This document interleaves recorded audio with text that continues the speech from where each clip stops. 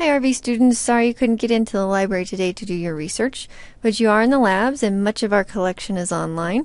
So let me just give you a few tips of where to get started, especially if you're not sure where to begin. Sometimes these projects where we get to pick anything we want to can leave us wondering where to get started. So get to rvmustangs.org, then click on Library. From here, click on the Class Links button and go into the Contemporary Essay Patterns link right here. Alright, so here's kind of my top 3 databases for the project. I did go in and went through, there's over 100 databases at Jefferson County Public Library. You do need a library card number for this, but if you don't have one, check on the whiteboard. I will send Ms. Vetty the backup password for the day. If you're not sure what your topic is, you might consider going into Opposing Viewpoints first. It has some great topic ideas. You will need to log in. Once you're in the Opposing Viewpoints database, you can click here and start searching. I like to just kind of browse around. I go to this Issues tab, especially if I'm not sure what my topic is.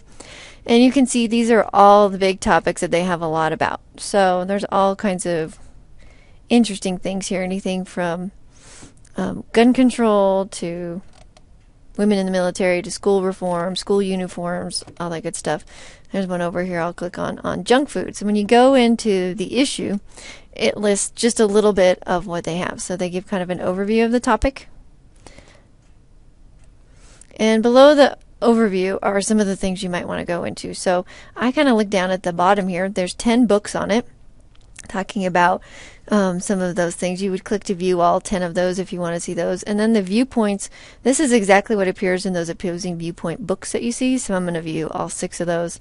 Junk food should be banned in schools and junk food should be not be banned in schools. They always give like both sides of the issue.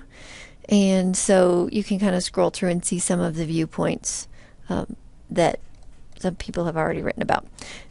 Over on the left, of course, there's links to everything else. There's links again to those 10 reference books they have about it. It's great as they just give you the chapter you need, and links to magazines. As with all databases, when you click on an article and you have it pulled up so that you see the full text, somewhere along there you'll see the citation. Over here on the right it says Citation Tools and Opposing Viewpoints. I just scroll down to the bottom and here is my source citation. The other database is Masterfile Premier. This is the biggest magazine and newspaper database. So when you go into Masterfile Premier, you can type in pretty much whatever you want. It's not as smart a search as Google, so I will usually just start broad. I'll start with Facebook, and then I might do Facebook privacy, and then I'll kind of go in. And this database is not as pretty as the other one, but you can go in, and when you click on a title, it'll bring up the full text if it's available. And again, over on the right is the citation. So there you go.